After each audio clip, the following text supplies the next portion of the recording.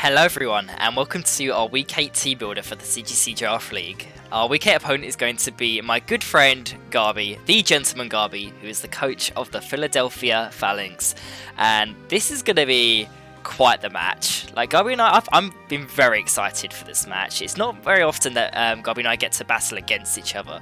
We're usually on the same side, team building together, coming up with crazy ideas, usually trick room oriented, because Garby, in his heart, is a hard trick room player, and his team 100% shows that. So like, there's no surprises at all that Garby went for the hard trick room team. I could probably call half of these mons before the draft even started that Garby was aiming for. So it helped that he got second pick, which was immediately allowed him to pick up Cresselia and just go crazy from there on out. So I'll quickly go over his team, what I'm most scared of, and then go over what we've come up with for this week. So let's get right into it. So yeah, Cresselia is one of the craziest ones in the BDSP meta.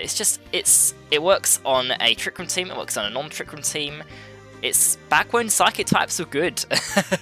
There's definitely, they struggle in the sword and shield meta at the moment, but yeah, psychic types were kind of nuts in this meta, and Cresselia is by far one of the best. It might not have the craziest offensive stats, but you can definitely push it to that by, you know, setting up with Calm Mind and such, and its bulk is just unmatched. Absolute insane bulk, and all of the utility it gets is just really difficult to deal with. Like, if you have not a good answer to Cresselia, then you're gonna have problems. This thing is hard to take down.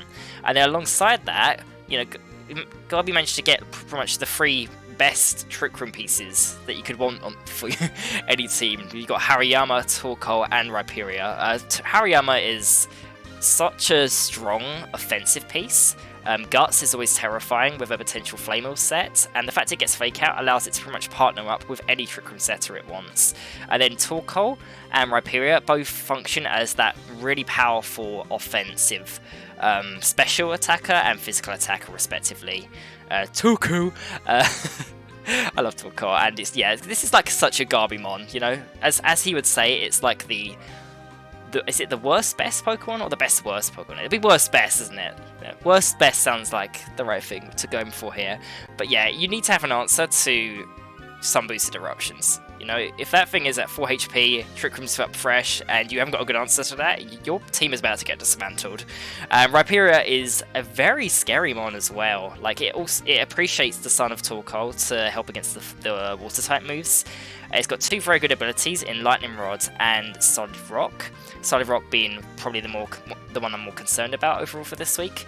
And its Ground and Rock stab coverage is also really difficult to deal with. There's not many Pokemon in the game that are able to deal with both attacks well, you know, especially when that attack is so high. So yeah, both those mons and the Trick Room mode put on so much offensive pressure, and honestly, Garby could probably just bring all those top 4 mons to every game of the season and do very well for himself. But unfortunately for us, he's managed to get 6 other mons, because that are the rules of the Draft League. So moving onwards, we've got Murkrow. Murkrow is a very interesting mon. It really is a shame there's no Eviolite in the BDSP meta for it. It pretty much means its best item is going to be the Focus Sash, but it still allows it to function and do pretty much everything it wants to, because this thing's move pool is insanely diverse. Like, not only have you got, you know, Snarl, I assume gets Foul Play, but Quash is a very interesting move. It's got Prankster Tailwind, which is rare in the BDSP meta. It might be the only one, to be honest. You've got things like Thunder Wave, there's Feather Dance, Taunt, Haze. Prankster Haze is very cool. Like, there's so many things this thing gets, many tricks up its sleeves. So if it does come, it's going to very much be a case of trying to figure out what the moveset is and working out if it's going to be a problem or not. Because if it's not too much of an issue, then you can probably ignore it. It's kind of like the Sableye syndrome, you could call it. Because, you know, often you face a Sableye, you get Psychic Terrain up. Sableye doesn't do much to you, but, you know, it's just figuring out what the Murkrow set's going to be, most of all. Rotom Frost, very interesting mon. It's not quite as slow as the rest of the team, but its dual stabs are, once again, just like Rhyperior, very hard to deal with. You know, Bolt Beam is a very common use phrase in competitive as well, and it may not be, you know, Bolt Beam, but it's Bolt Blizz. Those inaccurate blizzards really are what holds Rotom Frost back, but it's still a very scary mon, and you can't just bank on, you know, blizzards missing and such. So yeah, gonna be very difficult to deal with. It's also a nice immunity to ground for the attacks that Talk on Rhyperior don't want to take, so, you know, that was a smart pickup by Garby as well. Dusclops, even without EV Light, this thing is very bulky and very annoying, so I could argue it's almost like even more reliable than Cresselia for setting up Trick Room against my team personally. It's got many good tricks up its sleeve as well. Frisk allows it to get a lot of information out of any opponent as well, so yeah, it's going to be, you know, if our Weezing isn't in the field, neutralising half of this team's abilities, which is going to be so important for us this week. Spoilers.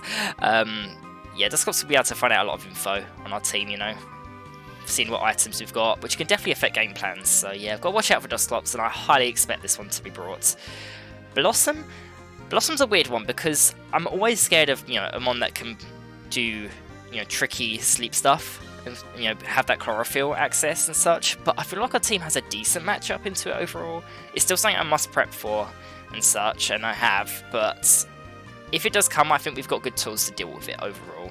So yeah, it's got quite a good few tools in this game though, like more than you'd expect, because it gets things like Strength Sap and After You as well. I mean, you know, you've got the good old Lilycole that you're familiar with, and, you know, Blossom Torkoal pretty much do the same thing, so even though you've kind of, you know, got the hard Trick Room pieces on this team, it can very much go for a faster mode as well, so yeah, gotta watch out for that. Aggron's a very interesting pickup. It's kind of similar to Rhyperior, not quite as much offense, I guess a little bit more physical bulk, but it's got a nice steel typing, so it does have some unique offensive coverage, as well as decent abilities in Sturdy and also the Rockhead, because Rockhead Head Smash smacks anything. I don't care if you resist it, like that's going to do a lot of damage to pretty much most targets. So yeah, gotta be careful about Aggron, because once again my team doesn't have the best options to steel types. Fortunately we have picked up Mantine now, and because it is weak to that water typing, it might actually have a decent opportunity to deal with Aggron if I do choose to bring Mantine to any of these games. But yeah, it's an interesting one. I kind of expect the Rhyperior more than Aggron, but I can't just disrespect Aggron. If it comes, I wouldn't be surprised either. Like, to be honest, all these mons can come and be viable against our team. I have ones that I think, you know, are going to give Garby the best chance and such, but, you know, they could all come. They're all viable in some form, even Togetic, because, you know, as a D tier, it was a very good just mon to click follow me. It's pretty much a redirection mon, that's what it's used for, but it gives it, you know, you've got a nice fairy typing, which Garby didn't have before, picking that up as well, so it's nothing I'm too worried about. I may have a few fairy weaknesses on the team, but Togetic doesn't hit too hard, so I'm not too worried about it, to be honest. The main thing I'm concerned about with Togetic is if there's going to be some form of setup, you know, like trying to set up Carmines with Crest, but then we've got good answers to that as well, so I don't expect Togetic to come, but, you know, it may do, so yeah, I'd say the ones I'm scared about the most is obviously the top four. They are like the, you know, the Trick Room stars of the show. Rotom Frost has a quite a field day against a lot of mons on my team, I feel, if I haven't got the right speed control. You know, it hits Latias quite hard with Blizzard. Weezing does not appreciate any special attack for the most part. That's going to be quite difficult to deal with. Dusclops as well. I think Dusclops might be a pain to break through. So yeah, if I had to expect the 6, I think it'd be the top 4 plus Rotom and Dusclops. But, you know, Murkrow, maybe Aggron over Rhyperior, I can all see them coming too. And even if Garby doesn't see Blossom being as good because of the chlorophyll and such, it means that, like, it causes a mind game, you know? Even having Blossom just on the bench means I have to respect it and be careful of that fast mode if that's what Garby's trying to do. So yeah, let's go over my team. So we started with Latias here. We've got Draco Meteor, Psychic, Substitute, and Protect. The good thing about running going up against a Trick Room team is while Garby may has a few faster pieces, overall it allows us to run a lot more bulky this week. We don't have to invest too much into the speeds of these mons, which is very nice. It allows us to really start tanking hits a bit more, whilst, you know, still doing a lot of damage. So we've got some very tanky mons this week.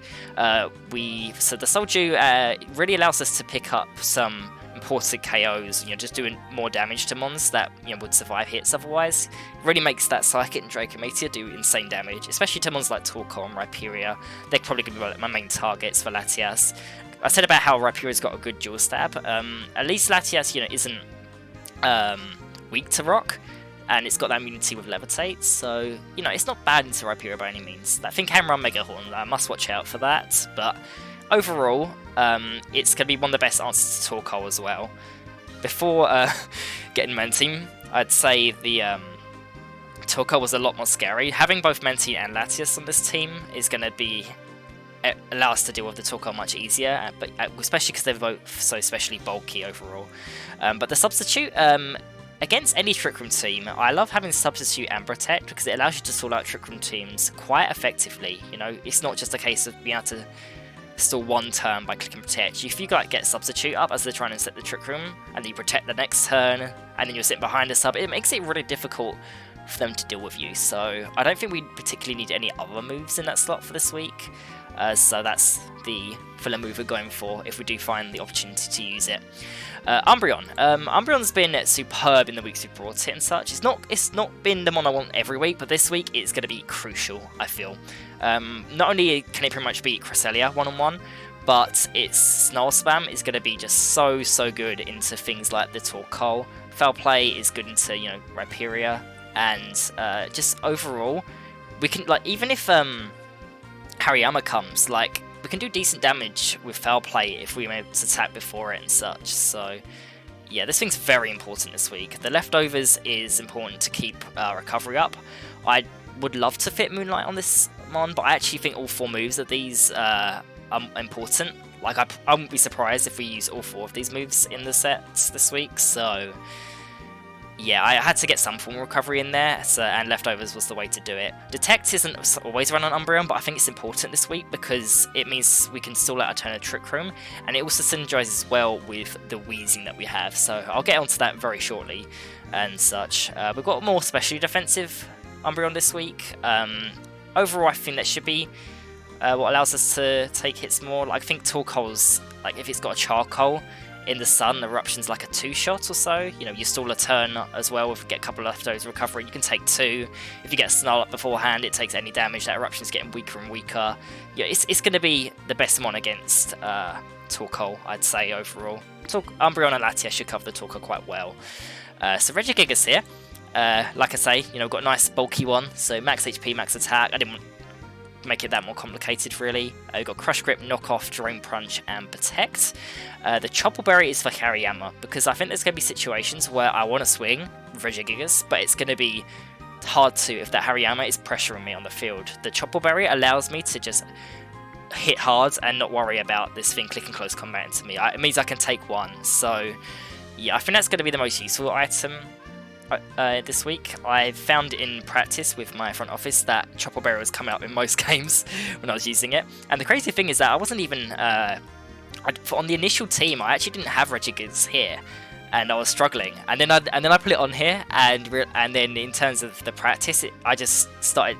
Everything started to click a lot more. I started to start winning the sets and such. So yeah, I don't know why I ever doubt Regigigas. It's a crazy mon, especially paired with our good old Wheezing on the team. So the knockoff is going to be great into Cresselia and Dusclops. Especially, it's just good at also finding out items. You know, Garby may have his own Hariyama clicking knockoff and Frisk on Dusclops, so it's very much going to be like trading information. I wouldn't be surprised over this set, finding out what items are on what and such. So Crush Grip is always the good old stab for Regigigas in BDSP, and Drain Punch allows us to get some decent recovery, hits Rotom Frost quite nicely. Rhyperior doesn't do bad damage, I guess. Against the Trick Room team, the Slow Start's a very interesting ability, because it means that we'll be, you know, somewhat speedy while the Slow Start isn't active, but as soon as, if we ever get in a position where we need the Slow Start active, it means that Regigigas will actually probably end up a lot slower than certain mons, so we can pretty much halve our own speed. So yeah, it'll make for very interesting dynamics with the speed tiers and such. So yeah, we've got Wheezing. Wheezing has got Sludge Bomb, Toxic, Taunt, and Protect. Toxic is going to be the most important move for it this week. Toxic and Protect is honestly all it needs. We've got decent bulk and a fair amount of speed considering it's a Trick Room team. The main reason I'm running this amount of speed is I've looked at the speed tiers and what I expect Garby to do, and I believe that the fastest that Blossom maybe, if brought, is going to be speeds of 95. The reason for that is because that in Chlorophyll jumps our Sceptile, which is the fastest one on our team. So running 1 point above that should pretty much always guarantee our Weezing is going to outspeed Blossom. And with the neutralizing gas, it means that, you know, no Drought or Chlorophyll will be active, and that will allow us to potentially taunt it before it does any shenanigans, or, you know, just do good damage with Sludge Bombs. So that speed tier, while it does sacrifice a bit of bulk, I think it makes me a bit more comfortable in the Blossom matchup if it comes overall.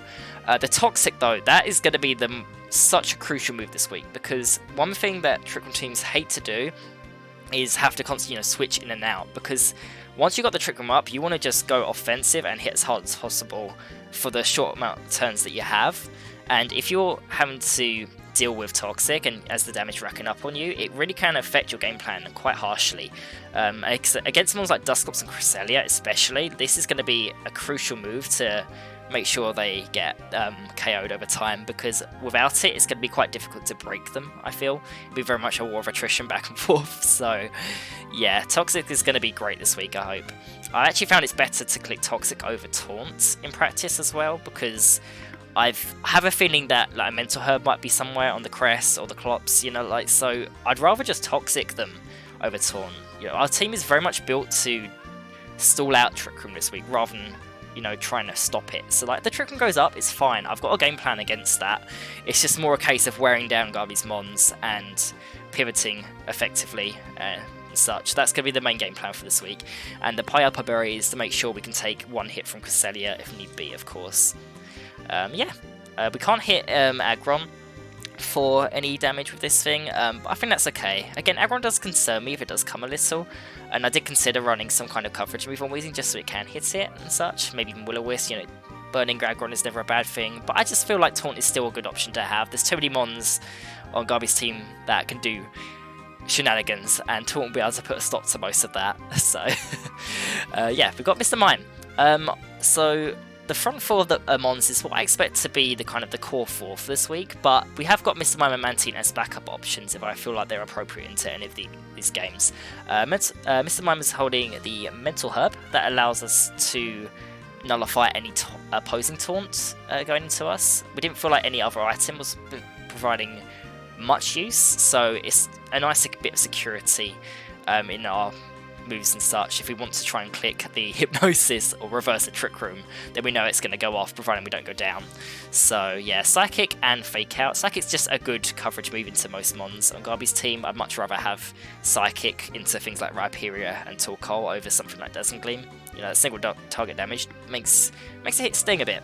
And Fake Out is always a good move to have against Trick Room teams. It can potentially, you know, stop them attacking for one turn to help stall out Trick Room. And Hypnosis is just like that move where I don't really need much else. So if I get into a position where Mr. Mime isn't doing much else for me, I can just start clicking Hypnosis. So that thing that, you know, maybe getting ignored suddenly becomes a massive threat because it could just stop Garby's plans immediately. So yeah, bit of a dice throw on that, but it should be a fun move to click if we find the opportunity. And just having a Trick Room of our own allows us to remain flexible with our own speed tiers and such, because, you know, there's even though Garby has got the Trick Room team, like, I've got Mons that are pretty slow myself this week, and if I want to set Trick Room for myself, then I may want it's nice to have that option. Running very bulky overall. I did just consider a Calm Nature with the same amount of EVs in each stat, but I just think we want to be as physically bulky as possible. You know, even though having a Calm Nature is more optimal for the stat distribution and such, I think it's important that we hit the defense that we do, just to potentially take an attack from something like the Rhyperior, perhaps. I did consider running Filter in case the Aggron comes, but like, there's no guarantee the Aggron comes, and I think that's the only one that can hit us for super effective damage. So while Filter was an interesting option, I thought I'd go for that nice Technician Fake Out, you know, get a bit more damage. You never know, just a little bit more chip could go a long way. So yeah, that's Mr. Mime, and last mon is, for the first time in this season, we bring Mantine, and we're running a very slow one. We've got a power anklet on it, so that means we should be able to underspeed Rhyperior, I believe. What the power anklet does, it halves your speed, so if Trick Room goes up, this should allow us to underspeed Rhyperior and just smack it with a Scald. If the sun isn't up, then it's probably getting one shot unless it's got insanely good special bulk, which, you know, is something you definitely want to patch up, so it could happen. But, you know, there's a good chance for a burn as well, so it's a good move to have as well. I say this if the sun isn't up, because, you know, there's no guarantee that Torkoal's there, but also even if Torkoal is here, providing we have Wheezing on the field and it stays there before, you know, while Torkoal's on the field, then it means that we can stop the sun from going up, because we'll negate the drought ability. And keeping the sun off the field will be beneficial for Mantine if we can do that as well. Air Slash is just a good secondary stab option. It's good for flinching mons. If I get into a, you know, if I get into a sticky situation where I'm kind of forced to try and stop a Trick Room by getting a nice flinch, then that's a good move to have. It's also good against Hariyama, you know, good super effective damage, do a lot of damage to that thing, so that's cool. And the Rooster Protect just allows us to keep healthy if we need to as well. The team is very much focused around the Wheezing this week. The Wheezing I expect to be the most important one, so the idea is we can just Toxic a couple mons and such, and then stall them out by protecting and using, you know, defensive play to wear down Garby's resources with things like Snarl. We can Roost. You know, Roost is going to combo well with Toxic as well. If they try once they're on a timer and I can heal myself, that's going to be difficult for Garby to deal with. You know, it's going to be a fun match. I'm looking forward to it. It's going to be, I reckon it'll be a bit on the slower side, you know. That's what it's not going to be like the flashbang of usual faster paced matches, but yeah, it should be a fun one regardless. I also can't help but note this is, I think, the only week of this season so far not bringing Raikou. You know, it's my first time not bringing Raikou, which is very interesting. It makes sense, you know, with Garby's team being so slow and such, but I just find that very interesting. So yeah, I think that's everything I've got to talk about for the team builder though. I'm very much looking forward to the battle, and I hope you will join me for it. So yeah, take care everyone, and I hope to see you then. Bye bye.